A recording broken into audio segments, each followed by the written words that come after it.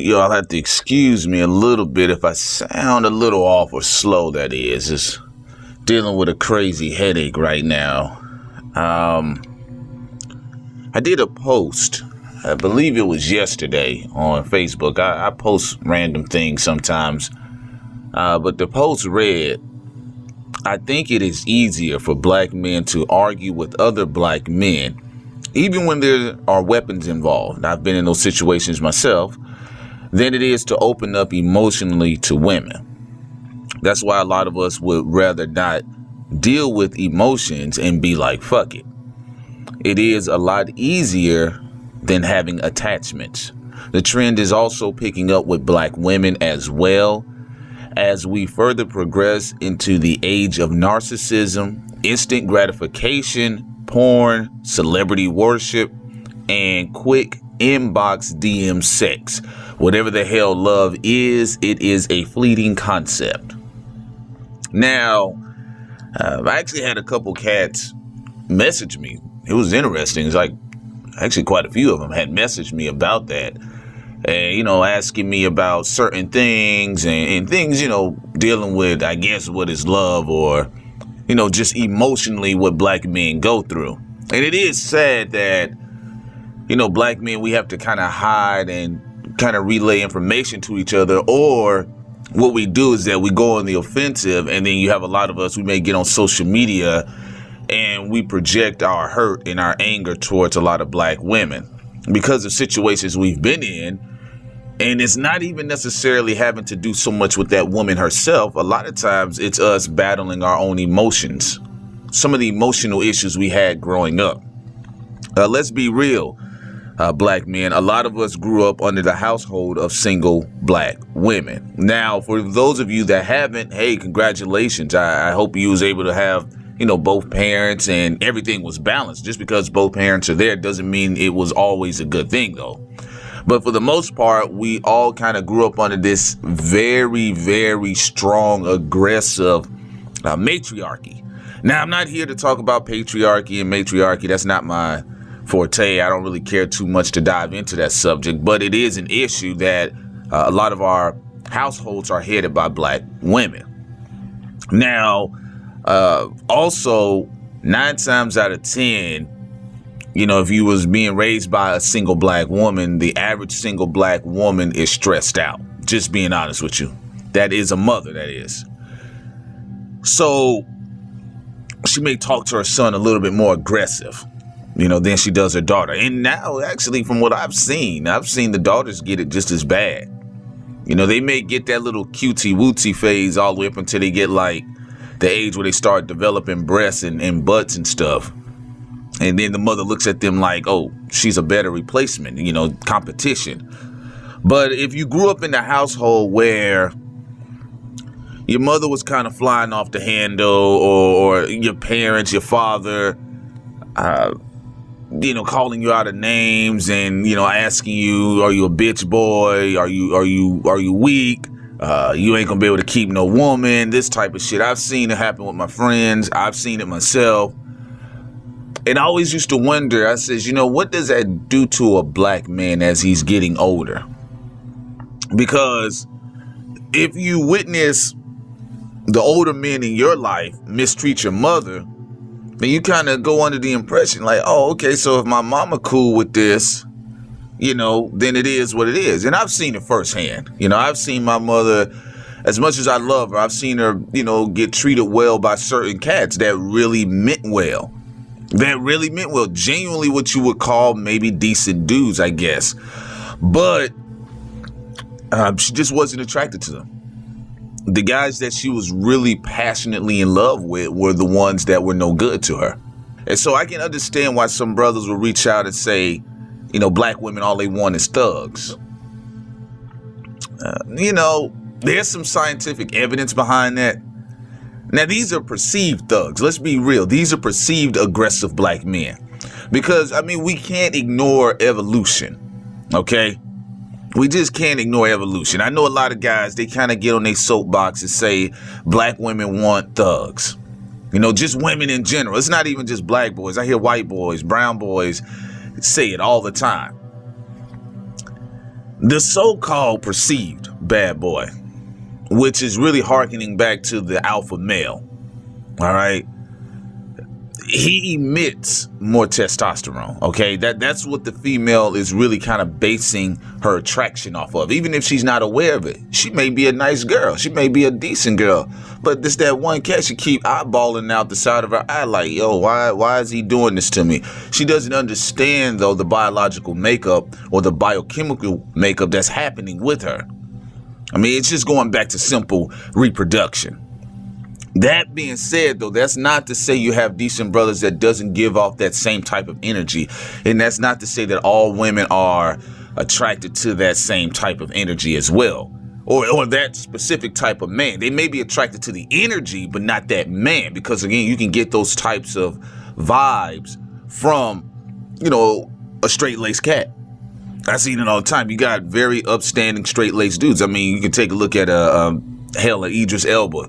You know, he not out in the streets. He not a thug, but he gives off the masculine energy. And that's what these women are searching for. Doesn't mean they found it. They get fooled all the time when they get in, you know, to the corner with these cats and they find out that most of these dudes are really just bitch boys. It's perceived that they have masculinity, but that's why I was telling cats, stop whining about street dudes. A lot of them are not what you think they are. I mean, from dealing with them from firsthand, from fist fighting to getting down dirty with them, it's not what you think it is. I know we hear the Jeezys and, you know, we hear the Rosses, but them cats, it's not what you think it is. What tends to happen with a lot of us black men, just in general, I mean, this is street dudes included. When we are looking to open up to a woman, or if we wish we could, or we try to, it's a little difficult because, you know, as a black man, you're not raised to deal with your emotions. You're raised to contain them, but you're not raised to deal with them. So you know how it is. You fall off your bike. You know, you skin your knee, you start crying, you let out some tears. You're 12, you're 13. You know, if you let them out too long, if you let them out a second longer, the older folks in the family get on you. Oh, what are you? You a bitch? What, you a fag now? What's up? What's up? You a fag? That's what fags do. Fags cry. You know, you might have your mama. You a bitch? You a bitch? What's wrong with you? You know, you know about this. A lot of black men know about this because they grow up in it. In essence, what you're being trained to do is go into an emotional coma state. You do it for so long that, you know, the only time you let it out, the only time you feel that you should use any of your emotions is to reinforce your masculinity. Again, kind of going back to, are you a man or what? Because you get that all the time. Even when you see couples argue, specifically black couples, the first thing the woman will say, what, nigga, are you a man or what? I got more dick than you do. I got bigger balls than you. I'm the one that wear the pants.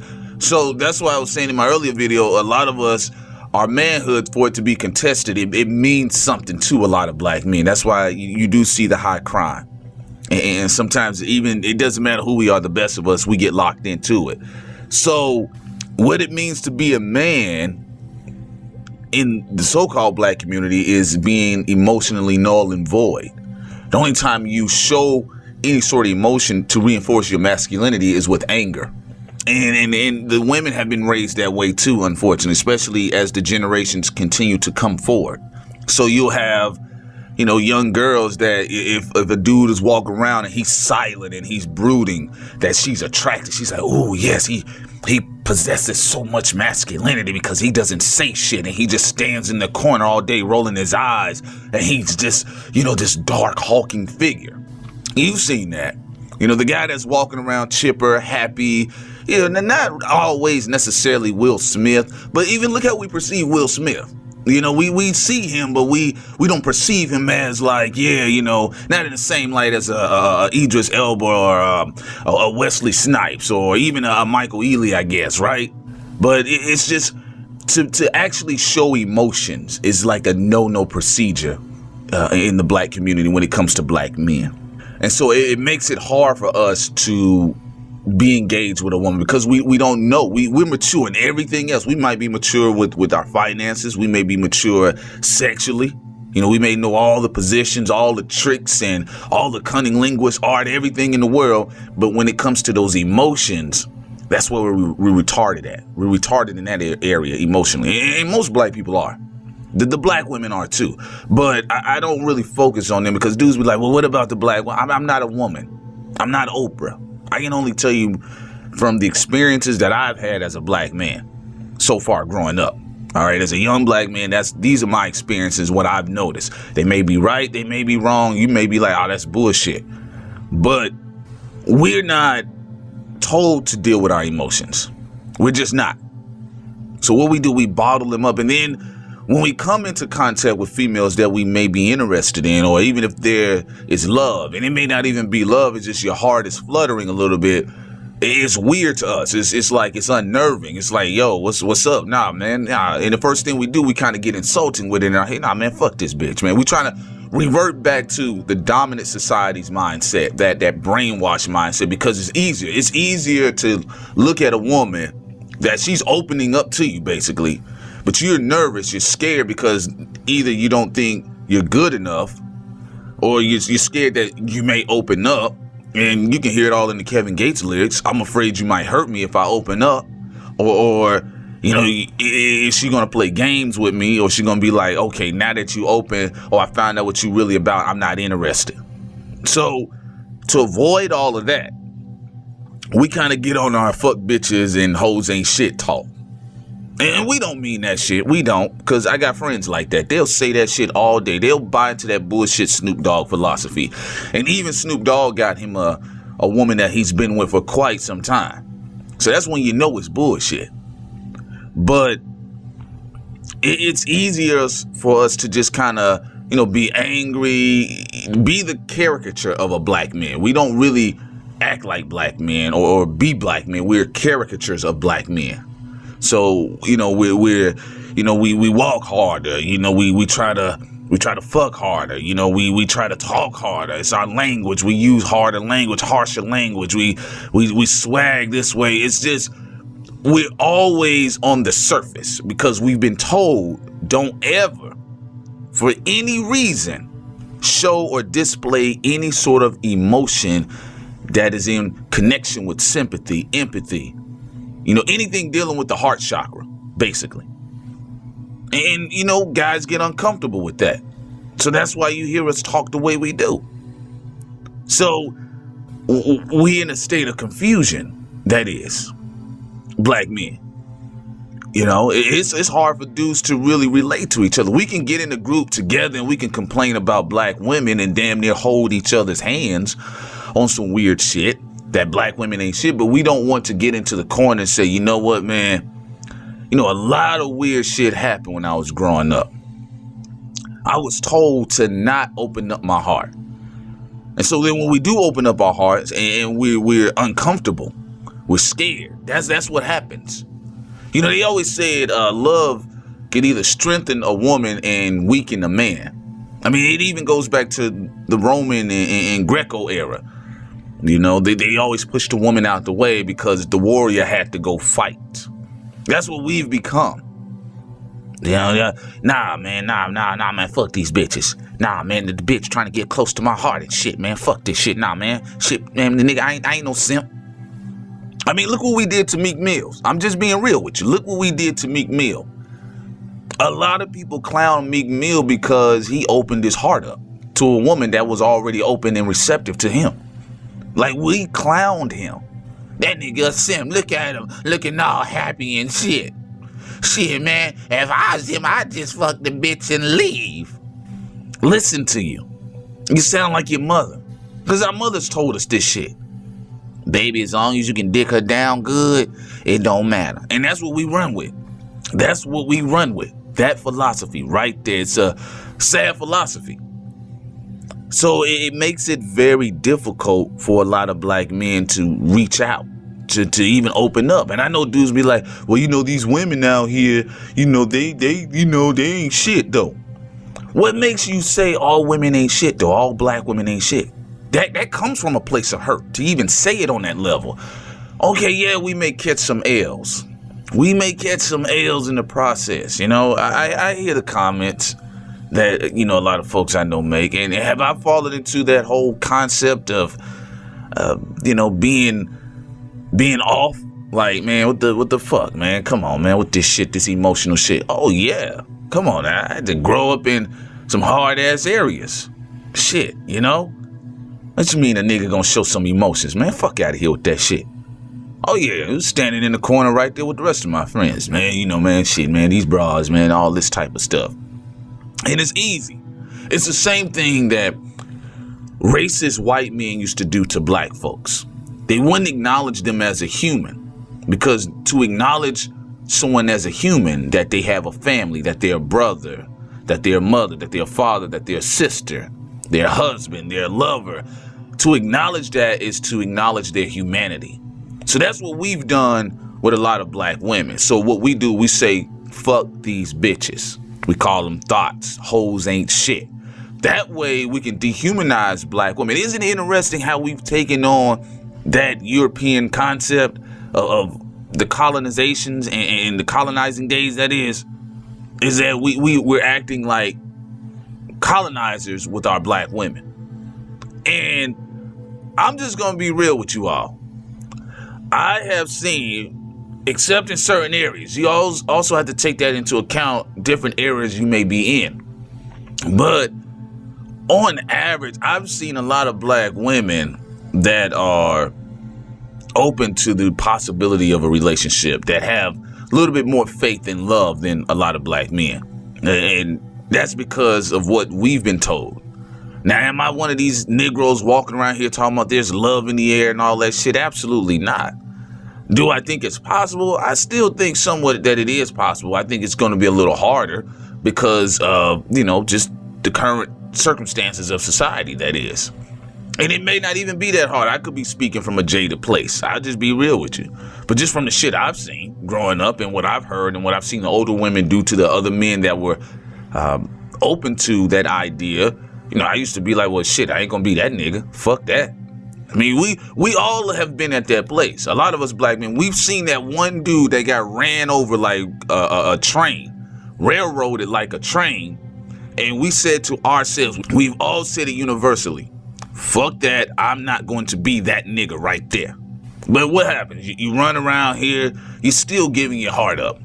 You're still getting connected to these different types of women.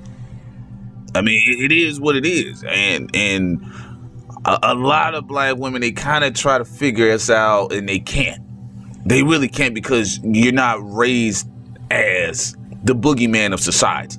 That's the best way I can put it, because black men are raised as the boogeyman of society. Yeah, you know, we have to keep that front up, because, I mean, it's troubling. Even if we meet women that we like, a lot of us, even if we meet women that we like, we still got a lot of reservations. A lot of us do a lot of shit to fuck it up on purpose. We really do, you know. Has it happened to me? Oh, yeah, absolutely. You know, but have I done it every single time? No, but when I did it the first time, I remember when I did it, it was a while ago. I did it, and I did everything in my nature to fuck up this relationship because I got nervous. I was like, what are all these emotions and shit? You know what I'm saying? Get the fuck away from me with this shit. And it's like that because it's that whole idea of, I lay down my sword, I hope you lay down your sword. And that's what happens. It really happens. You hear with the rappers don't mean half that bullshit they kicking. And that's another thing. You know, we state the obvious. We know what's up. You know, but I think for you to be able to get over this as a black man, you're going to have to detox. It's just that simple. You're going to have to cut out all of these rappers that have these mental disorders, these emotional disorders. You know, rappers talking about I fucked your bitch, or bitches ain't shit, or these hoes ain't nothing. They calling every name in the book upon a black woman but a black woman. Am I saying all black women are perfect? Absolutely not. Don't ever get that twisted. I'm not saying that. But in order for a lot of these dudes, a lot of us to get over this shit, there's a lot of detoxing we're going to have to do.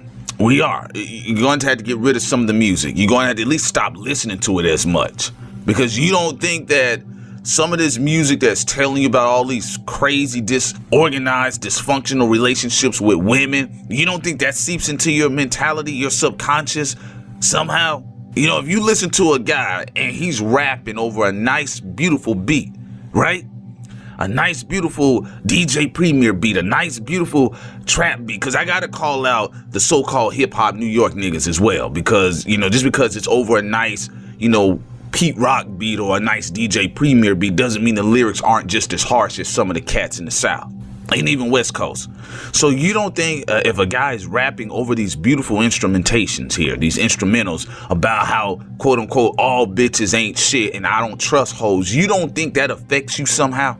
I'm not saying all of our parents in the past and our great parents in the past were great and all their relationships were perfect, but you have to wonder, why were they so open to the idea and the possibility of love a little bit more than we are?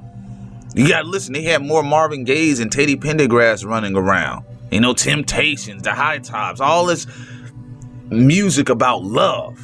All right, it was a lot of love making happening in the 60s and the 70s and even the 80s and even the early 90s, okay? But our music today, it perpetuates the insecurity. It perpetuates the fear of a relationship, the fear of love, the fear of what could happen. This is why we're walking around with this hurt.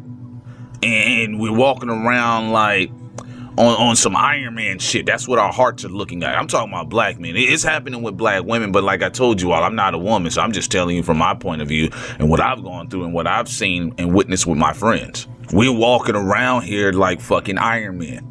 You know, even when ladies come to us with the little hearts in their eyes and shit, we be like, we do everything to fuck up the relationship. And we'll do it unconsciously and we're not even aware of it. Because, again, it's that whole thing of, if I lay my sword down, will she lay hers down? Well, I don't want to get hurt. That's what we sound. We sound like the women. We sound like our mothers. I don't want to get hurt. That's why you see women do run away from so-called decent dudes. It's not that they're not necessarily not used to it or they want thugs. A lot of them, they on the same shit we on. They don't want to get hurt. If she lay down her sword, well, this nigga flip. Because, you know, there's been a lot of brothers that played it cool with a lot of women. Then at the last minute, they flipped on these women. So a lot of times, y'all got to shake that little bullshit logic out of your mind, too, about it always being about them wanting thugs. It's not always the case. They on the same shit we on. Everybody is, pretty much. Nobody wants to lay their sword down. So we're walking around like Iron Men and Iron Women. But again, for you know, just to even get started, you know, brother's gonna have to detox. That means you're gonna have to step away from all of these dysfunctional rappers. You're gonna have to stop listening to the dysfunctional music, some of these movies. Step away from the pornography, because that shit really fucks up your idea and concept of what a man and a woman is supposed to be about. You know, it's just not good, and it ain't teaching you nothing. I mean, it's not like porn is teaching a lot of us to be Casanovas. It's just teaching us how to fuck. That's it. You know, it ain't teaching you how to, you know, caress a woman and finesse her and make sure she holds on for dear life and things of that nature. It doesn't teach you that shit. It just teaches you how to be a fucking robot. And again, an Iron Man. You're just fucking. You're a fucking machine. That's it. Get away from the crazy music, these crazy rappers. Stop listening to these men that have been in multiple messed up relationships. Don't take their advice. Sometimes that barbershop shit ain't none of that. Half the times, a lot of times that shit be coming from bitter dudes, man. I mean, it's cool to politic about, you know, this, that, and the third, but then you know, you got to look at them when they're talking to you about relationships, and you got to look at them. It's like they didn't have 15 divorces and 18 baby mamas. Do you really want to take advice from that? That's another thing. A lot of guys are just misleading each other with really bad advice. And then again, I keep saying this time and time and time. What type of women are you dealing with? I mean, that's just honest truth right there. What type of women are you dealing with? I mean, I've seen a lot of brothers, they've been passing up some women that I guess they would call these black girls quirky, these black women nerdy. Shit, they'll just say she ain't dropping the panties fast enough, or she wouldn't give me head, or she wouldn't fuck me on the first night. I mean, again, but that ties back into the culture. You got to get away from that pornographic, crazy, chaotic music and mentality. That's what it is. It's just a pornographic, crazy, chaotic mentality. But we go for that because, again, it's easier. It's safe. You know, we go for the one night stands. Because it takes work. Bruce Lee, I was watching a video with Bruce Lee. They were asking him about all the magnificent things he can do physically. And he said, basically paraphrasing, he said, look, it's cool what I can do, but to be honest and to be open emotionally, he said that takes strength. And it does. It takes strength to, again, lay that sword down. And if a lady's interested in you, don't be so fearful. Don't think you're going to fuck it up.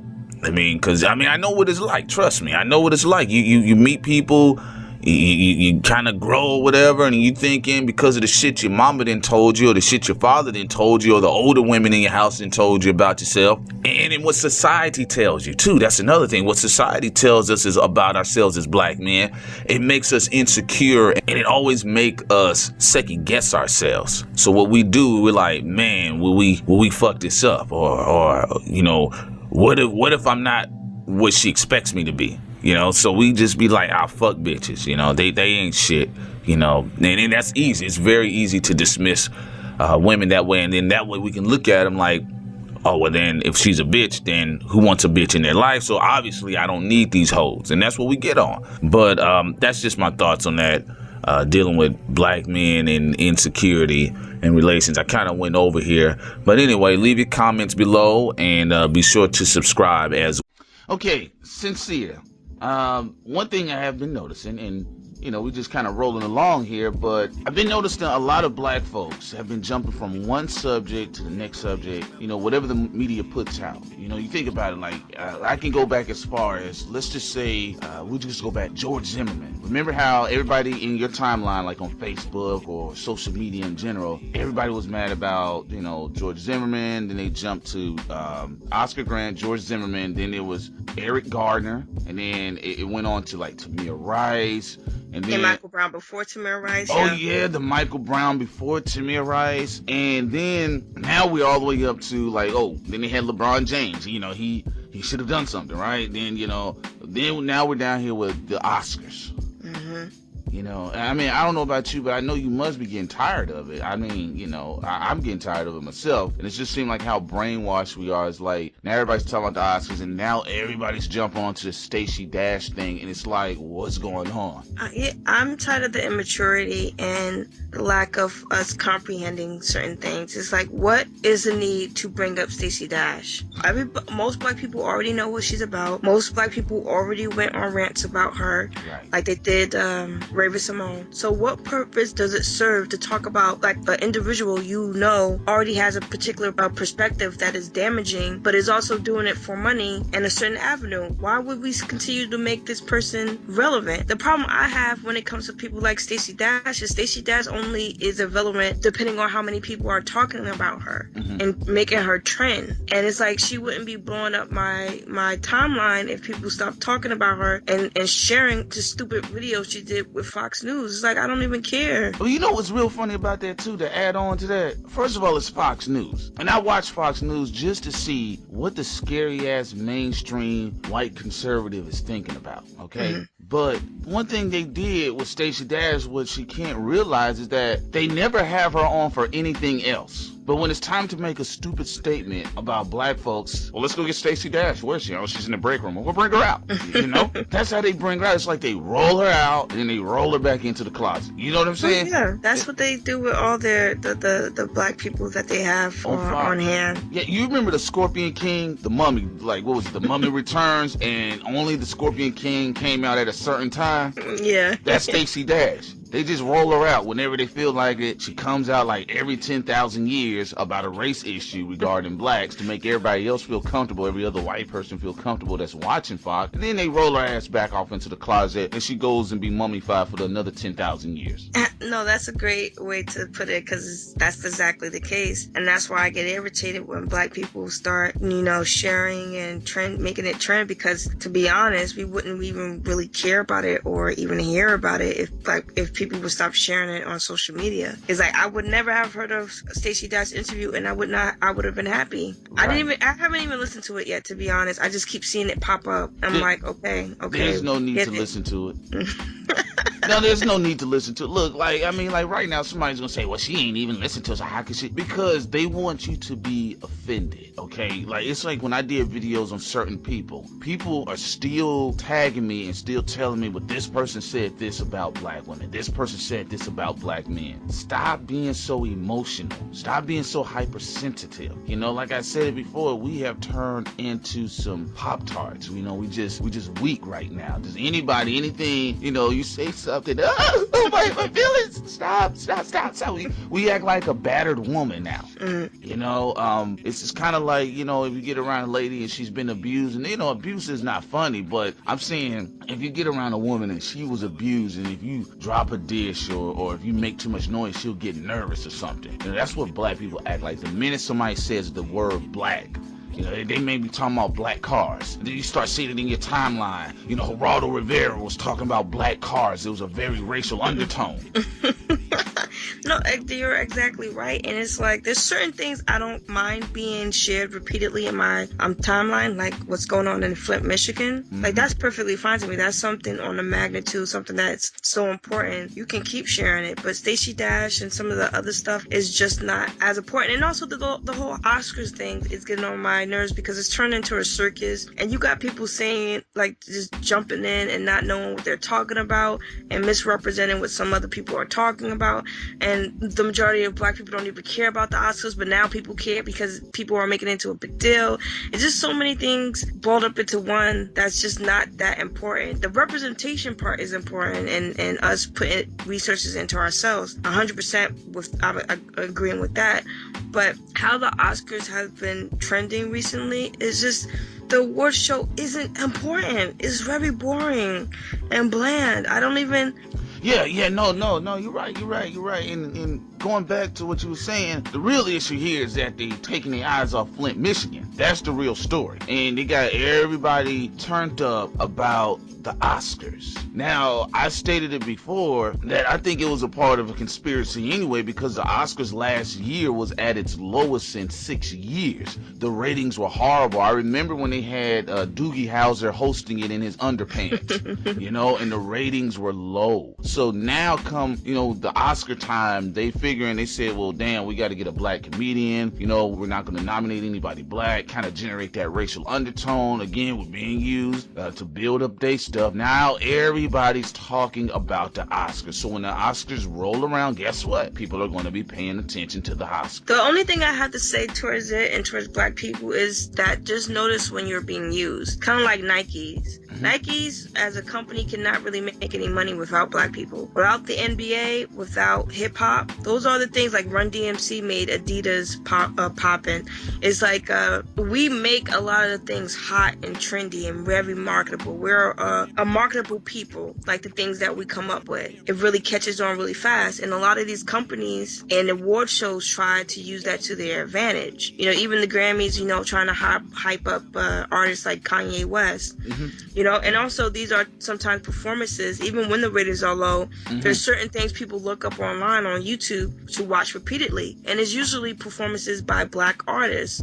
So it's like, it's just enough complaining. Just drop it all together. Just move on. Well, they can't. The psychology of the Negro is to be comfortable in the role of victimhood, victimization, being a victim. They don't know anything else. They don't know anything else about progression. They don't know anything about posting stories about a lot of these black artists, a lot of these black successful directors. You know, they don't know any other way other than to bitch and complain. I saw clips and highlights that said Stacey Dash was talking about we need to get rid of BET and Black History Month. Honestly, who cares? She's on Fox. Fox News has a specific type of black woman. You should know this by now. I mean, if you actually watch Fox, you wouldn't be offended because she's always said these goofy things every time they rolled her out every 10,000 years. They have another lady on there named Harris Faulkner. I don't know if you've ever seen her. She's like, it's almost like the matriarch of it. She's a black woman. She's, you know, kind of got like a deep voice. She's a good looking woman, but you know, she's married to a white boy. And so her whole mindset is different. So I remember her and Geraldo Rivera kind of got into it because Geraldo said America was not ready for a black president, right? And you know, you kind of shocked. You're like, wow, this came out of Captain Hook's mouth, you know?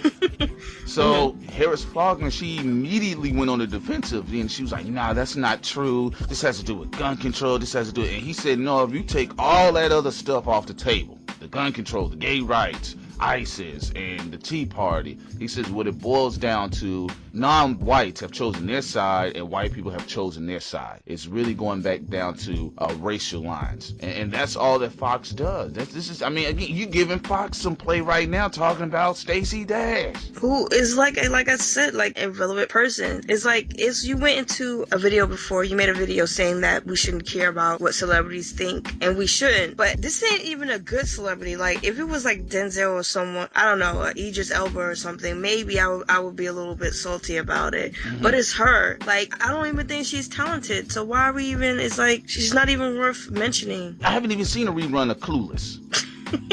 Have you noticed that they don't even show reruns of Clueless? No, they don't. You're right. Not anymore. Yeah, I don't even think, like, cats that are like 18 or 17, they probably don't even know what the hell Stacey Dash did or who she was. Oh, they don't. Believe me. Because sometimes I forget. I'm like, what did she do again? Oh, Clueless. Now I remember. Oh, and she's Damon Dash's cousin. Oh, yeah, that too. That's it. But that's the past. Nobody cares about Stacey Dash. Just think about the Oscars. Like I said, it's a hustle. It's to get everybody talking about the Oscars again. There's stuff going on between Janet and Jada. This is something that if it could have been handled behind doors, it should have been. Even if it couldn't, just leave it alone. I just don't see a purpose of having Jada and Janet to go back and forth with each other. I saw, what was it, the Griot? They had a ridiculous post that says Team Janet, Team Jada. Oh my, it was so sophomoric, it was pathetic, it was embarrassing, it was just disgusting to me. Like, really? Are we in kindergarten? Yes, we are. Yes, we are. We are. Come on, sincere, we are. I saw people, I'm shocked they didn't go down to the whole team dark skin, team light skin. I was waiting for some memes to show up. You wouldn't be surprised if you saw it. No, at this point I wouldn't be. It's turned into a circus, and that's the thing that I was hoping it wouldn't happen, but it did. And at first people was on this, oh yeah, we're gonna put into ourselves. Not even a whole day goes past, and we're back on like some Maury crap. Right? Yeah, it is. It's some wild stuff, and I think it's really goofy. It's nonsensical. But everybody's big on it, and they angry about Stacey Dash. They'll be angry about something else. So again, you all were angry about Tamir Rice. You all were angry about, Eric Gardner. You were talking about Black Lives Matter, the Missouri, with the whole football team boycotting and everything. Now you're angry about Stacey Dash. So the whole thing is to keep black people on a roller coaster of emotionalism. You don't want to post about the other stuff, like the comic conventions and the things of that nature, the black comic conventions, which I'm seeing a lot of people kind of breaking off and doing, but it's only like a small segment. It's a small portion, even on my timeline, my Facebook timeline. If you want to know the pulse of the people, you can do Twitter and Facebook and just look at the timeline, the news feeds, and you'll see exactly where the state of the consciousness of Black America is, and it's on Stacey Dash right now. Oh, absolutely, it's on Stacey Dash right now, and that's the problem. It's like Tuskegee Airs still has their Kickstarter out right now, and they're at 29,000, I believe. But if they get to 75 grand, we can get an animation out there soon. So people definitely should try to check that out and start sharing that in their timeline instead of Stacey Dash, who's irrelevant. Or they can also support the Were Spider, which is also out on Kickstarter right now, which is based off of West African mythology. So that's something else they could support, which I think they're at like 5 grand right now. Okay. But I would like to see them at least at 10. Tuskegee Airs, that's big up to Marcus Williams, man. He's going to be balling out of control in a minute. He's going to have a $40 million budget to work with if he keep it at this. But those are positive, terrific stories, and hopefully he can turn it into an animation, and it will be actually a pretty big selling item, that is. Yeah, or even Jamie Foxx recently, you know, the thing when he saved somebody's life recently. Although he made me chuckle a little bit because he was real about it. He's like, if the glass had fallen through, I was gonna leave. No, but he basically cut somebody out of their seatbelt because they had gotten in a car accident or something like that, and it was about to blow up. And he saved the guy's life. And the guy, he was standing next to him saying, "I'm so grateful because he didn't have to do that." But, right. That's crazy. It? Ain't there some stuff? You in a car crash. Number one, you shocked. Yeah, goddamn, I'm in a car crash. Then you look up his motherfucking Jamie Foxx. Saving your life, man. Saving your life. Yeah, but no, that's the truth. And you know what's crazy about that story, though? I've only seen like a few people post it. Like, I saw people post it briefly. Have you noticed it? They posted briefly, then they immediately went back to arguing about the Oscars. Or Stacey Dash. The Stacey Dash? Oh, they're going to keep posting her for the next 3 days. But Jamie Foxx saved somebody's life, and it just got like about, you know how that little recess they used to give you when you was little? That's as much time as Jamie Foxx got, like, the little recess. Yeah, oh, look what he did, that's cute. Okay, now this bitch Stacey Dash. No, absolutely, and that's part of the problem. It's like, it's not even prioritizing a real issue between, there's a difference between pointing out something that's really an issue and just being, just self-indulgent, which is what Stacey Dash is right now. And that's why I just have a huge problem with it. It's just not important. All of it is self-indulgent, though. That's a good way to look at it, is because emotionalism, part of it is that you're indulging in your emotions and you're responding to everything because you kind of get this high off of it. It's like, okay, look what they did to us now. Ooh, look what they did to us now. Ooh, look, inequality here. Ooh, look, injustice here. And they have all these other things that are taking place, but nobody wants to talk about. Exactly. It's a lot of incidences that are going on that are a problem. We also got, just sanitizing Martin Luther King's legacy. You have Flint, Michigan, which is 60% black, and they had poisoned water for about a year and a half, and the governor lied to them constantly. And, just to cut costs, he endangered families, elderly people who were already disabled or already had health issues. Right. There were little children drinking that water that possibly affected their growth rate and other complications that they probably occurred because of this. You had people who most likely died because of this, not just the 10 people that we know about. So it's like people need to prioritize what their outrage is. We don't have to get outraged about everything because some things aren't even important enough for you to be outraged over. Honestly speaking, I know it's a conspiracy, okay, about Flint, Michigan situation, number one, okay? He did it and he just felt like doing it. He's saying it was to conserve costs, which is a really poor excuse. It's terrible,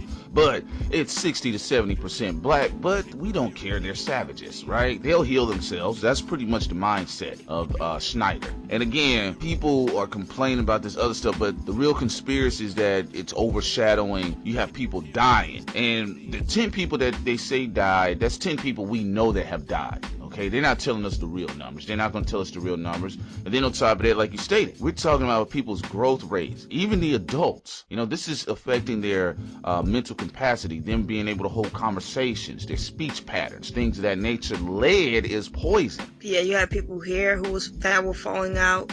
You had a lot of just crazy things happening to people over there, and it's just so ingrained in the American culture to go hardcore in this way to people of color, but especially poor people of color. We saw what happened in Hurricane Katrina. Right. We saw what happened to the black man who was given syphilis and other experiments that were done. It's just crazy, how this continues to happen. And our focus isn't where it needs to be. Like, Flint, Michigan should be our number one focus. Right, it should be. And I should see more people in my timeline posting about Flint, Michigan. I don't care about Jada. I really don't care about Jada. I did a little brief video, 5 minutes. I was sharing what I was talking about initially, that a lot of it has to do with a lot of actors not getting their say. Outside of that, I'm not going back to, breaking down another video, talking about the Illuminati, none of that. this thing about Flint, Michigan is really troubling because it could happen to anybody. And from my understanding, this has happened before in other cities. Yes, it has happened before in other cities where Milwaukee was one where a lot of people died. And from then on, they straightened out water system there. And I think I've read some other cities had problems before as well. And it's something that we see. This is really important because when it comes to cutting money, when it comes to handling finances, the people that they'll always screw over are going to be poor Black people, are going to be poor Native American people. Because when I was in Minnesota, you had Native American tribes and nations who were dealing with pollution, corporations, and government allowing their water to be poisoned. Duluth, Minnesota, for example, their water used to be so poisonous nobody could drink out of it, and they finally fixed it up. But then now you have them having to fight against certain companies going in there and doing the whole oil drill that they have that they want to do for jobs. Oh, yeah. And the fracking, yeah. So it's a constant battle. You got to keep watch on these things. Not the Oscars, which is boring, and most Black people, most minority people don't care. Most poor white people don't care either. Actually, it's just a certain class of people care about the Oscars. It's actually the complex crowd, the people that read complex magazines. That's what it is. It really is. Because your average person, even if you want to talk realness, your average white person don't care about the Oscars. They probably look at them a bunch of rich bastards. They don't care about that. So this big stink and hoopla about the Oscars, like I said, I always felt it was a conspiracy that they're hiding something else. Then on top of that, you have the Dry Baltic Index, which is at an all-time low, and that's basically when they're transporting goods from the east to the west. And usually when you see the lack of ships in the Atlantic Ocean itself, it's a bad sign or a bad indication of the economy. That's another thing that's taking place right now, a real big issue that they're actually having to lay off some of their crew members on these different vessels and everything. So, but that's not being talked about. That hasn't even been touched on in the news. A lot of times if you mention it, people don't even know what the hell you're talking about. Well, how does that affect me? Well, idiot, it affects you in a lot of ways. But again, the whole focus is to talk about the Oscars, talk about George Zimmerman was seen pissing in Wendy's, things like that. That's the type of stuff.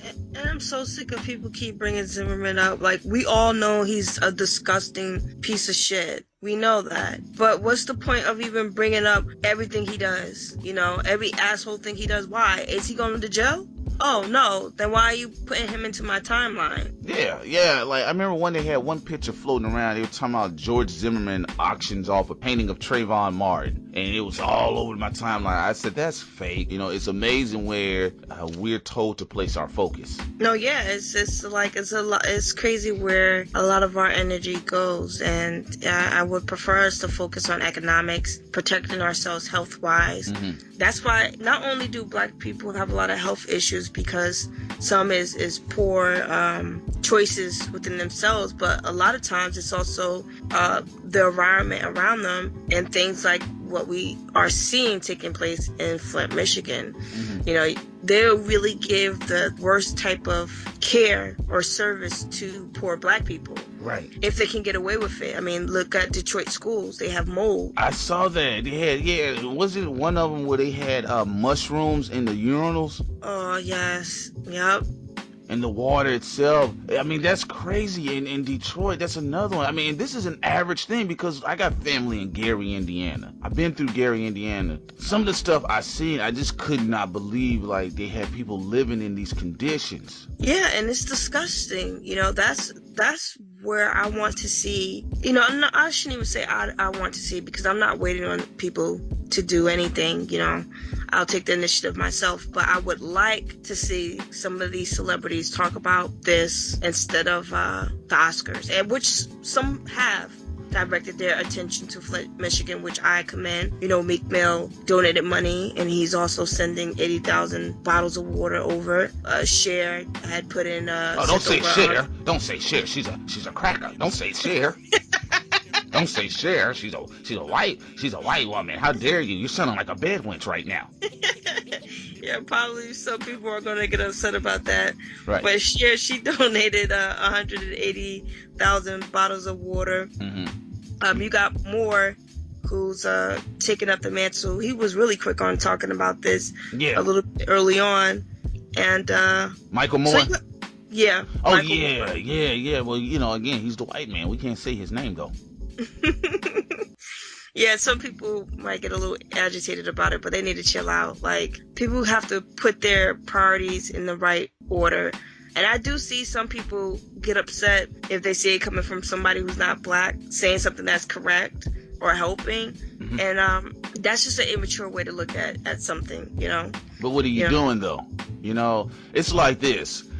This is how stupid the culture has become, okay? And I don't want to keep focusing on it, but this is just how stupid the culture has become. When I saw Meek Mill say he was going to donate $50,000, $50,000 or $60,000, I said, okay, that's what's up. And then he challenged 50, right? He said, hey man, let me see you do the same thing. Well, 50 Cent is tied up with all of his issues with Chapter 11 and all. It doesn't mean he's broke, but if he were to flash it, you know what I mean? It would kind of like, wait a minute, we thought you didn't have any money, or we thought you couldn't do it. Anyway, I thought it was a great moment. People said he was exploiting the situation. There's good exploitation, because at the end of the day, even if him and 50 got on, I can donate more money than you, the people of Flint, Michigan win in the end. So absolutely. So I would have loved to see that, but no, people, they want to see memes go back and forth. So anyway, I saw some of the top comments. Well, that's nice, that's awesome. I mean, that's good. He's fighting, but let's see if he can fight for his career.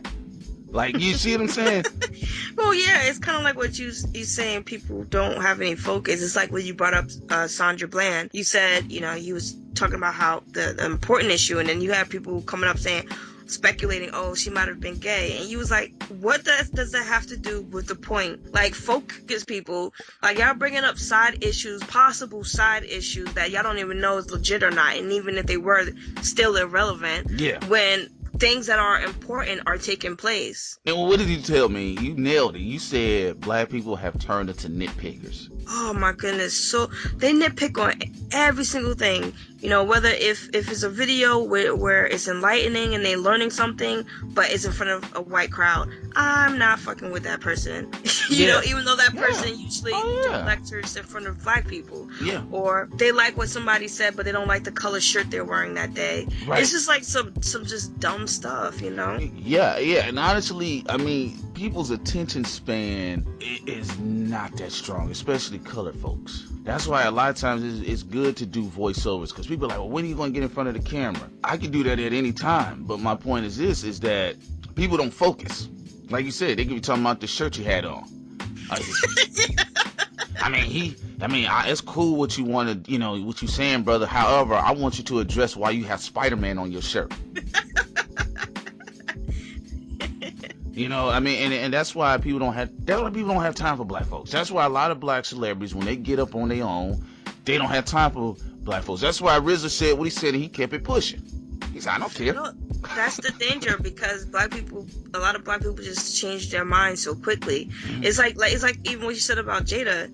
It's like people, like, their opinion just turned just rapidly. Yeah. And it's like, I don't know, it's just, I don't even know what to say about it. Well, no, it's the culture that we're living in. Again, it's the flip on a dime culture, emotionalism. Jada Pinkett, people all of a sudden, she's a sellout. She's a coon. Janet, she went from the bitter Aunt Viv to now, she's a hero. So it's just, it's that mentality. At any point in time, you can fall out of favor with the general consensus of black folks, because like I said, RZA was everybody's favorite producer. People used to argue, oh no, RZA was realer than Kanye West. He's underrated. I mean, yeah, I know he's doing this, but now all of a sudden he's a coon. So now we've officially kicked him out of the black community. He's a coon. He's been, his black card has been revoked. It's the same thing with Kanye West. Over the years, Kanye West went from being one of the realest producers and most loved and cherished and favored to now, I hate him. I can't stand him. The hell with them. And that's the mentality. That's the short attention span mentality we're dealing with today in this culture. No, absolutely. And it's like people gotta like just weigh everything together and just see what's going on. And also remember, you don't know anyone. Like they don't know who I am. They don't know you. They don't really know Jada or Will or Janet. Oh, yeah. Meek or 50. Right. And the thing about human beings, we always gonna make mistakes. And this is not to say you make excuses for people. Don't hold them accountable to their actions. But some people just be acting like it's World War III. Yeah. Well, they said they know me, so they know me. They said I'm a bitch ass nigga. I'm a simp. And I'm a coon. So they said they know me, so they figured me out. You guys have figured me out, so yeah, they know me. But everybody else, like you said, yeah, they don't know these celebrities. We don't know them. We don't even know that they complex people. There's some people that I know online that I've never met before, or even on YouTube, and we've exchanged numbers, and I've had the chance to chop it up with them. And you understand that they're sensible people, and in that time frame when you're dealing with it, where their stuff is 15 minutes or 40 minutes, you're only dealing with them for a short time. You don't know them as a complete person in 3D. Exactly. You only know one small part of them, one aspect of them, but not all the layers in there that that makes up who they are. And the only time I'm okay with people like acting like it's World War III is only when it's something legit. Like R. Kelly is a pedophile, so if you really don't want to mess with him, I completely understand, and you actually have every right because it's proven he's a pedophile. But there's things like Kanye marrying Kim Kardashian or whatever. Right. That it's just not important. Like, and people just like overreact. This is life. He date who he wants. I don't care.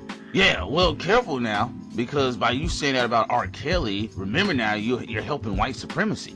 Oh yeah, I forgot about that. Yeah, you bed wench.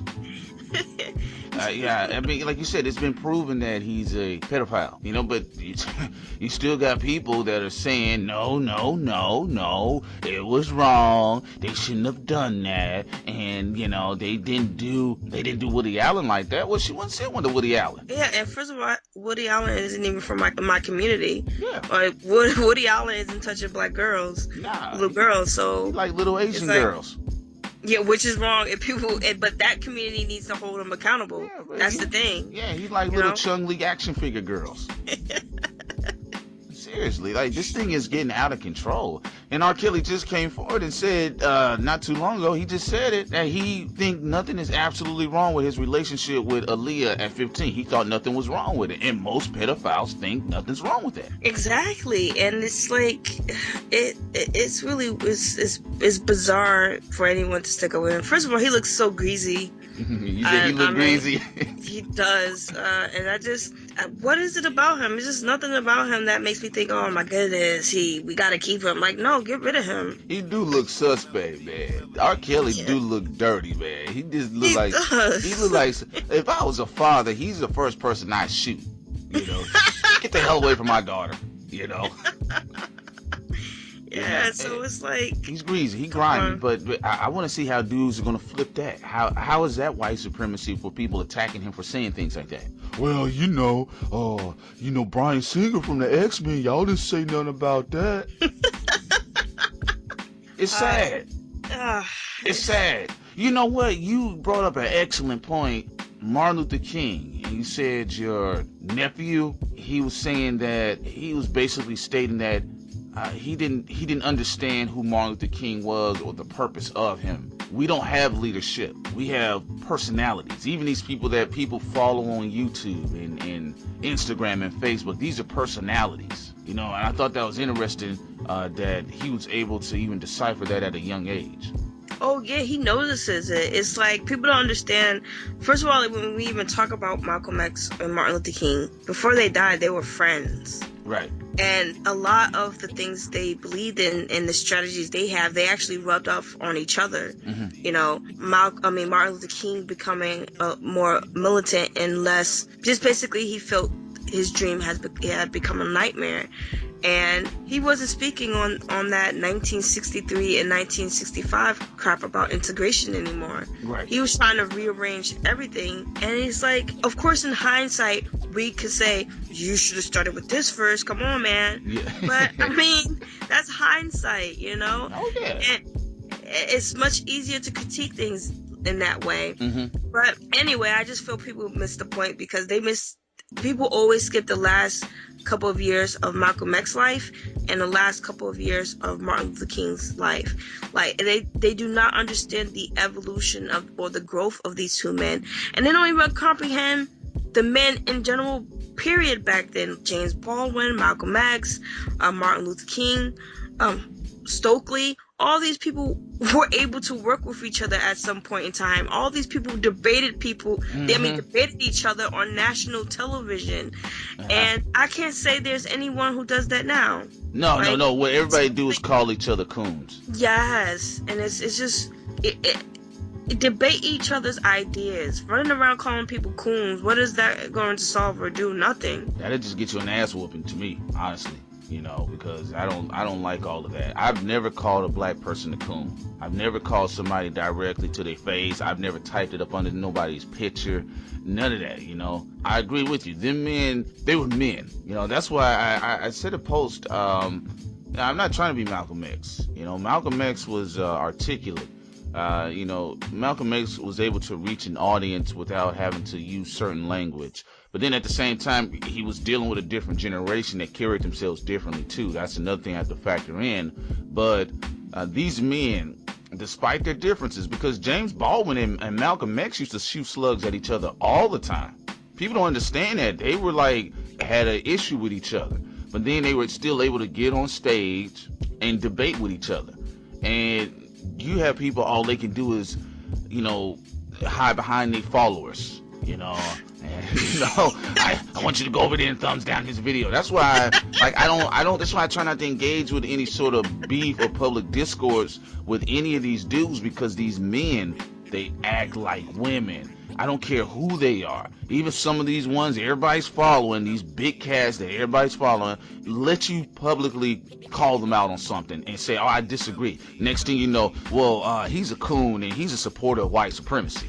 You know? Exactly. And it's like when James Baldwin disagreed on a particular point with Malcolm X, he would also talk about things he agreed with. He was like, yeah, you're right, Malcolm. You know, this is how white society works, and that's why, you know, you had that interview where James Baldwin was interviewed by mainstream media, and he was like, how do you expect us to feel? You know, I don't know what every white person thinks, but I know how your institutions treat me. I know we're not together when it comes to our churches. I know we're not together when it comes to our education. I know how y'all guys treat us when it comes to policy. So you expect me to just somehow have trust for, you know, towards you guys and want to integrate with you? That doesn't make any sense to me. Right. You know, so he was able to say, I agree with Malcolm on this A, B, and C, but I disagree with this. And they were able to do that a lot back then. You know, that's why I don't understand, like, these wannabes. Like, you cannot ever be like Malcolm, and you could never be like Martin Luther King. First of all, you should try to be yourself, but at least if you want to try to emulate some of their traits, do it in the correct manner. Right. You're absolutely right. And here's the thing. Malcolm, especially Malcolm, he was a big follower of Marcus Garvey because his folks were a part of the Marcus Garvey movement.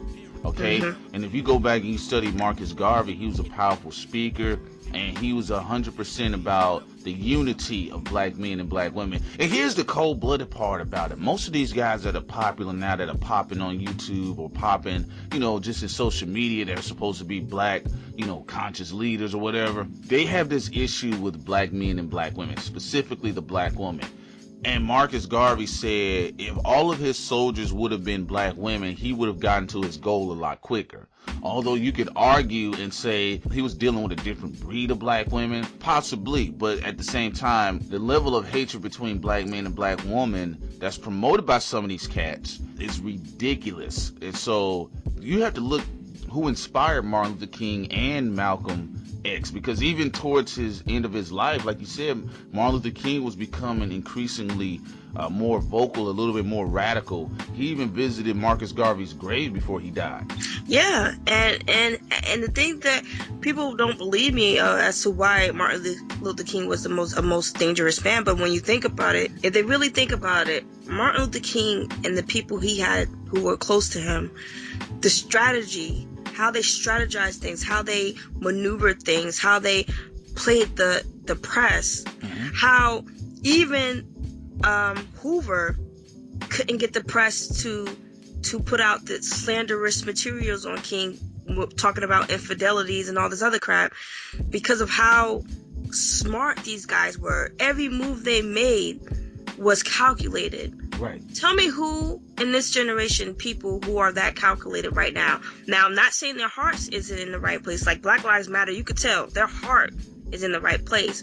But are they as calculating? No, they're not. I mean, you got a kid that was at the helm of, well, you had two of them, right? You had the one cat where his pops was worth $20 million, and he said he was on a starvation fast, but I'd be on starvation fast too if I knew my dad had my back at 20 million, you know.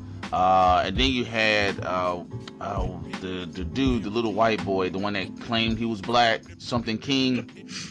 Yeah, so you had him. But I mean, not today. I would say your rappers are a little bit more strategic than some of these so-called pro-black heads. Hell, Drake is. Hell yeah. If Drake actually focused that stuff in a different direction, he'd be a dangerous dude. You know, it's just one of those things. But the leadership today, I don't even know if we really need leadership. I think we need for us to just do for ourselves. You know, you raise your own son, you raise your own daughter, you try to be the best black woman you can be, the best black man I can be, or any other guy can be. I don't think, you know, we need to follow up under someone, because what happens with these people, they get power. And you see what happens when these guys get a lot of following. They get this power, they get this ego tripping complex about them. We're living in a day of vanity and narcissism. A lot of people are narcissistic. Yeah, and so what happens, you get these people say, yeah, I agree with you. And it goes to your head. And so, you know, they may get a little loose. You've seen guys popping up with females and all this other nonsense, and people have to look at them funny now. So, no, they can't compare the two. They can't even compare to the men of that era. Those were men. Those were men. They weren't boys disagreeing on YouTube. They weren't doing stupid shit. Those were men. That's why I don't engage in the stupidity. Yeah, I don't either, for that same reason. It's just like, why? Is this gonna get another bash fest, and it's gonna be a soap opera, and then you're gonna have certain black people picking sides, like the whole Team Jada and Team Janet dumb thing by the griot. So you're just gonna keep just the buffoonery. It's like, if people use their resources to put back into our communities as much as they complain and whine and engage in drama every day, we will already have everything set. Okay, and you know what? And I hear what you're saying. I'm just wondering. I mean, I'm just playing devil's advocate here, okay? If they did, do you think that black people actually bite? You know what I mean? The overall consciousness of black people has been so warped. I hate to sound like I don't have faith in my people, but I'm just being real with you, because I've dealt with it. I've seen it firsthand. The mindset is really messed up. Unless you're talking about people that are like 35, 40 and up, or things like that, they're a little bit more in touch. But it's the 30 and under crowd, our generation.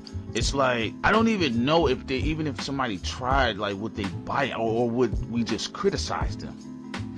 It's a mixture of both, because you do see a lot of fragmentation, but you do see a lot of honest people out there. It's like you do see a lot of young people trying, because you see them really energetic. They want to do something, whether it's Black Lives Matter or all these other organizations, they pumped up. But to some degree, I feel like, okay, you're wasting your energy, because, you're putting all of it into one bucket or a couple. I'd rather, if you was going to do one bucket, let it be economics. Yeah, that's really the key.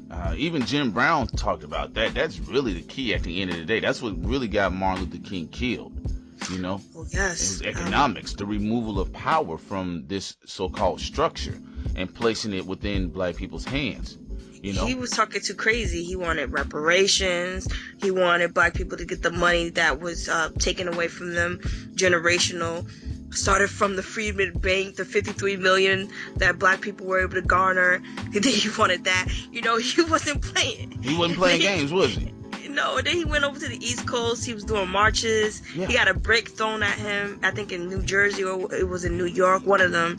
And then he made a speech afterwards saying that he felt the people in the East Coast was more vicious than the people in the South because you had these liberals who thought they were being benevolent. Hey, we helped you with your thing in the South. What you doing coming over here? So he was definitely... He gave no fucks. He was definitely going hardcore. Yeah, because I saw somebody on MLK Day. They said on his birthday, I believe, they were saying, fuck Martin Luther King. And I was like, wow, really? That's where we at? But you're praising Nicki Minaj. You're praising all these other folks that don't even have nowhere near the courage that men have today. Yeah, he basically, him and a lot of others, they put their sanity on the line. Let's just put it this way. Coretta and Martin could have just lived a decent life. She had her art. She was an incredibly smart, intelligent woman. Right. She had a lot going for her. He had a lot going for himself. They could have just been the middle class black people, had to deal with some racism, but they could have gotten away far enough where they could have been good. And they didn't. Right. They chose a different life. They chose a life where Martin is dead. She lost a husband. They lost a lot. Oh, and they lost family members too now, because remember, they came through and they killed his father too. Oh yeah, you're right about that. Her brother was found in the pool. They actually had a hit on the entire family. I remember reading about it when I was younger. I was like, wow, they kind of have like a lot of bad luck. But then when I got older, I found out it was actually a hit on the entire family. Yeah, and even the two Olympic guys, who did the Black Power Fist. Yeah. Their lives were ruined for a long time after that. And it's like some people are just not coming to the realization, whether you agree with Malcolm or Martin or disagree with some of their methods, you cannot disagree that their mind, body, and soul was into this. They sacrificed everything. They sacrificed time with their family.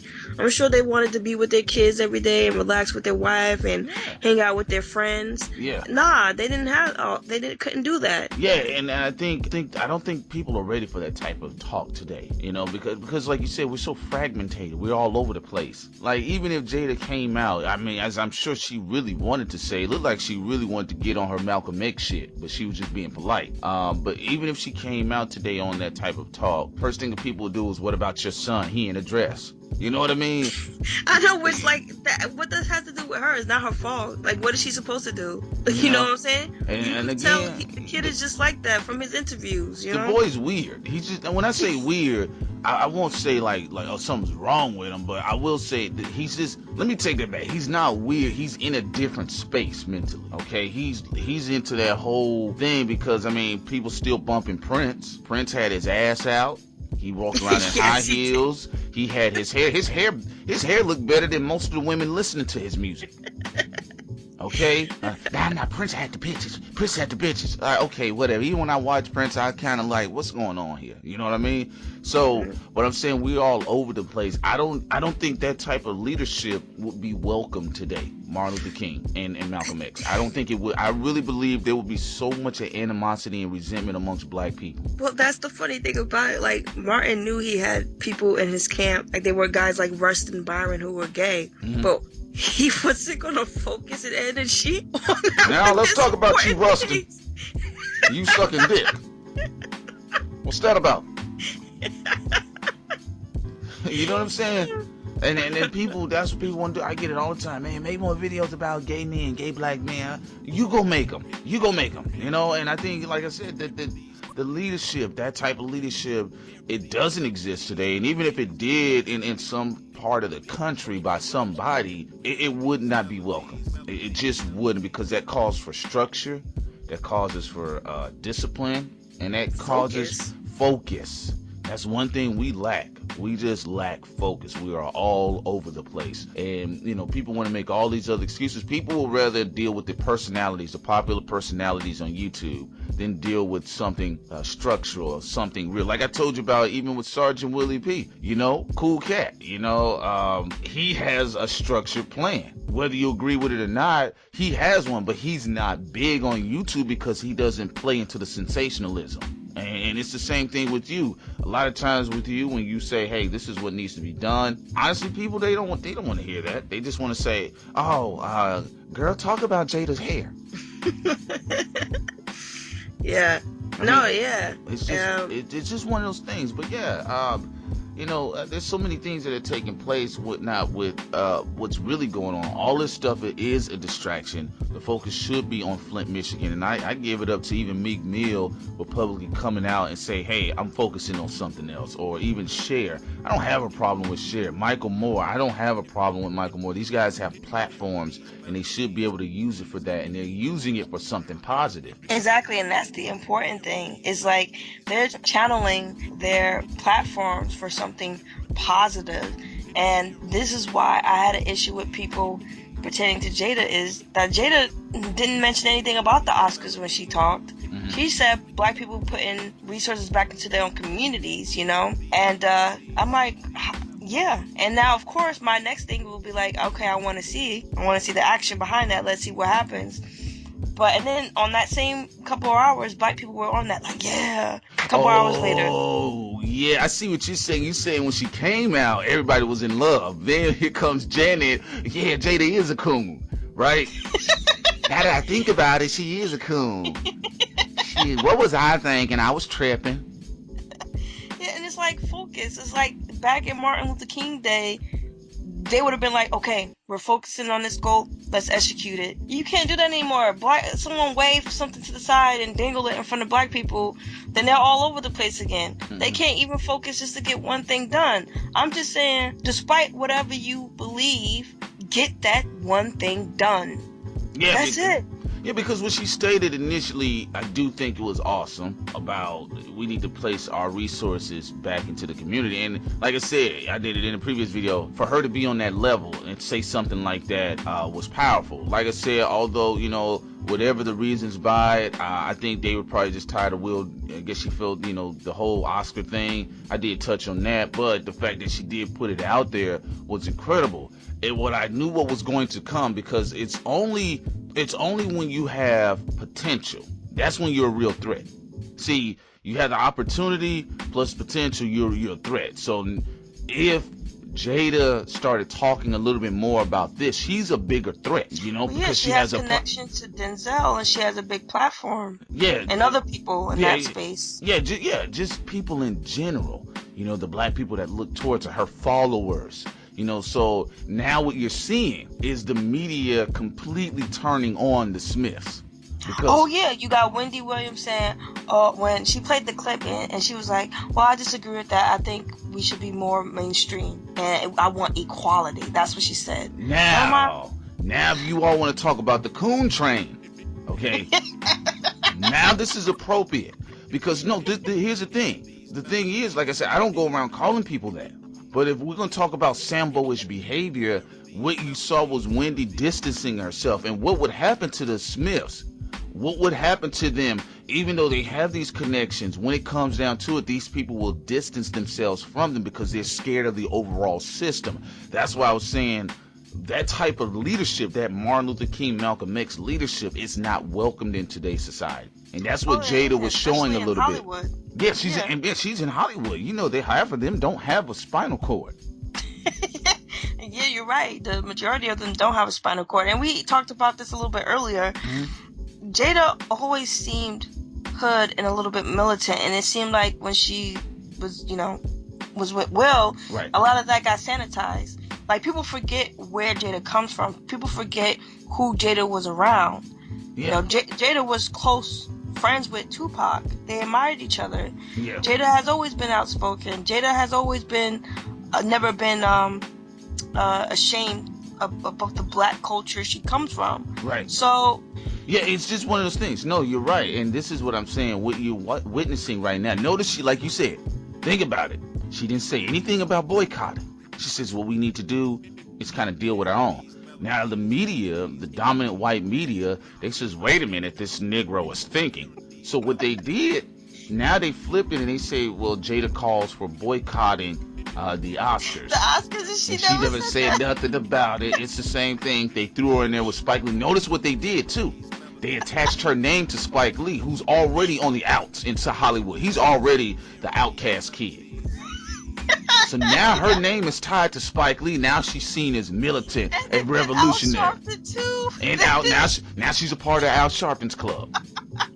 That's what I'm saying. This is the hustle. And people don't even understand what's happening. What you're looking at is the media deconstructing Will and Jada Smith. They've been working on Will for a minute because he's been touching on racism here and there. Because, again, he's not in a favorable position anymore in Hollywood. So now you see him, he's being more vocal about it. You know, a little bit more vocal about it. He's like trying to undo what he said. You know, all that other bullshit I was talking about, racial, you know, we all happy. It's a lie. They hate us. You know what I mean? Yeah, and it's like, even when he was on the interview with Oprah, remember the part where he's like, he always worries about money? Right. You know, on the outside, we all think, you know, oh, Will is super powerful, and he is to an extent. But, you know, even he has to sweat the game, you know? Yeah. It's Hollywood game. Right. Look, Dr. Amos Wilson talked about this type of stuff. He says even though you see all of these rich celebrities, he says they don't have power. People are still signing their checks. At any point in time, people can pull the rug from under them, and that's what's happening with Jada Smith. You know, I hate that this is happening on this level because I liked Jada Smith's early work. You know what I mean? I mean, what guy didn't have a crush on her? What guy wasn't trying to model every girl he dated the Jada standard? Do you meet the Jada or the Nia Long standard? You know what I mean? But now when she came out with this type of speak, and the problem is this, again, the threat is that she spoke to her people directly, which is a no-no in Hollywood. You're right. Usually when some people try to talk about race, they try to do like some white media. Mm-hmm. She went directly to the people. She's like, look, you know, she said that with her hands crossed. She's like, look, I want to talk to you guys for a second. You know, you just came up relaxed, you know, just talking directly to us. Yeah. You know? Yeah, no, that is the truth, and that's the mistake. Again, the threat and the potential. You know, it's like with what was the guy's name? Steve Coakley touched on. You know, that was the danger of Tupac. It's the potential that he had because he spoke directly to his people. It wasn't that Tupac was just this black man running around. It was the potential that he had to move an audience, to move a crowd, to move a people. And that's very dangerous. I don't even know how familiar you are with Zbigniew Brzezinski, but he's one of the powerful men in the world, one of the more powerful men in the world. And he says a lot of times when they're struggling to get their little global government in place, he says the problem is going to be the American Negro. Which was ironic because I thought it was weird, but he was stating how they're able to drive culture. So they pay attention to this stuff. And like I said, what we're going to do, you're just going to have to witness and watch what happens with the Smiths after this because honestly, unfortunately, it's really going to be all downhill from here. You know? No, you're right. It's sad. And on top of that, it's just like you said, some people have it and some people don't. And that's what a lot of people don't get. Tupac had the ability to make you feel whatever he was feeling. Right. Sometimes he utilized that power and manifested it in a good way, and sometimes he didn't. But the point is he had the ability to, and he had the power to. Right. And the thing about Jada, when you saw that little clip, at least for one small moment... For one small moment, she had people like, yeah, you're right, yeah, put, you know, resources to ourselves. And then, you know, the spin, not even a couple hours later, spin machine, Jada is boycotting the Oscars with Al Sharpton. Right, and now that was that dominant white media, and what they did, the same thing that's kind of taking place with Bill Cosby. Now, to the extent of his relationship with the women, I don't know. That's his whole thing. Like I said, I'm not here to say he did or didn't. But the threat was there. The potential was there because he wanted to put better images on television of black folks. That threat was there. Same thing with Jada. For that brief moment, she had every black person's ear, which was a danger. Next thing you know, they had to immediately counter it. So they said, man, what can we do? We'll boycott it. Oh, she's trying to be this, she's trying to be that. So that's what you're seeing now. That's what I was saying. If we were to really have that type of leadership, a lot of black people wouldn't be loyal enough to stick with it. Because even people talked about Jada, but then like only a few hours later, now everybody was rolling against Jada. Yeah, and it's like on the Wendy show when she showed the clip of Jada, actually a lot of the black people in her audience were clapping after Jada said what she said. They were like, yeah, I agree with it. And then Wendy was like, no. I'm trying to keep my job. I'm trying to keep my job. Oh, how you doing? You know, she's trying to keep her job. She's trying to keep her job. You know, and that's what we're dealing with. So it's an uphill fight. And, you know, I give it out for her for even putting it out there that she wanted to speak to black folks. You know what I mean? Oh, yeah. And I really am curious to see where things go from here on out. The good news is she got some heavy hitters in support.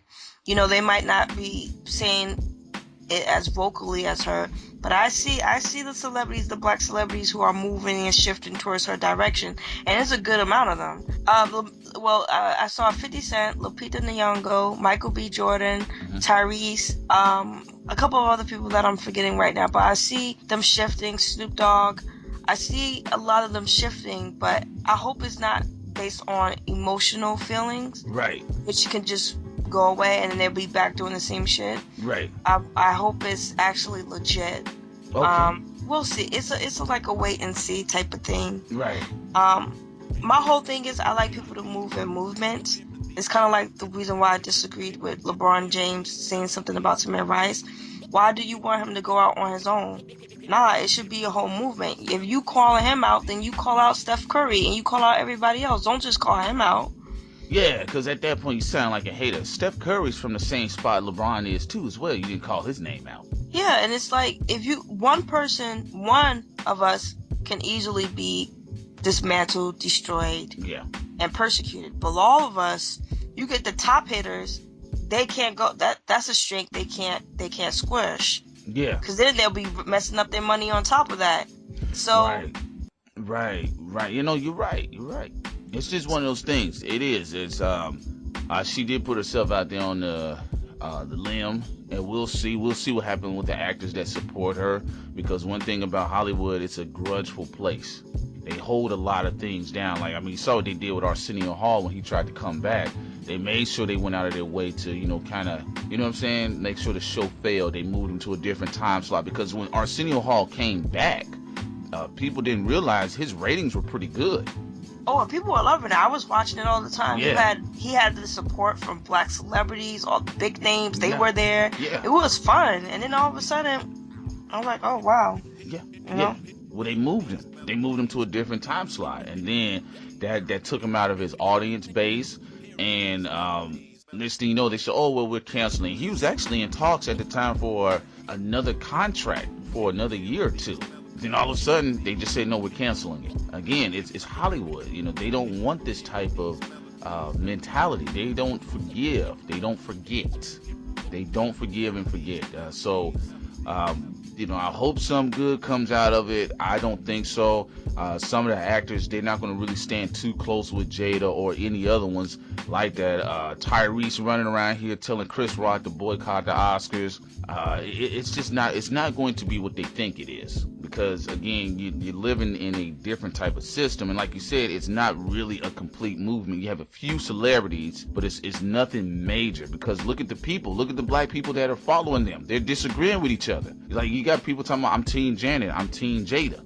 You know, they're fighting each other. Oh yeah, and you got Whoopi Goldberg saying her dumb shit, and Raven. It's like, you know, it's like they're already fragmented in front of, out in the open. You know, you have the black people who want us to just move to our own and do our own resources. Then you got the black people who's like, nah, we don't want to go that far. Right. We just want them to be fair. Yeah. You got the Wendy Williams mentality. You got the Jada Pinkett mentality. Then you got the Janet mentality. You got the Whoopi Goldberg mentality. It's weird because they can use too many of us to play against each other at any point in time. I mean, you didn't have that during the Martin Luther King era. You had maybe Malcolm X and Martin Luther King, and eventually they came to agreement. they had an overall agreement. It's the same thing with James Baldwin. He agreed overall with Malcolm X. Martin Luther King agreed overall with Malcolm X, and Malcolm X agreed overall with Martin Luther King. We don't have that today. You'll get like a point of view from Jada, and then you'll get an extremely different point of view with Janet, and then you'll get another extremely different point of view with Wendy. And which is interesting, they're all women. So I guess the real issue is that you don't have enough men that should be at the forefront. But anyway, this was just, us speaking on this situation here. And Laddie, did you have anything else to add to it? Oh, no, not to this particular conversation. Okay, then.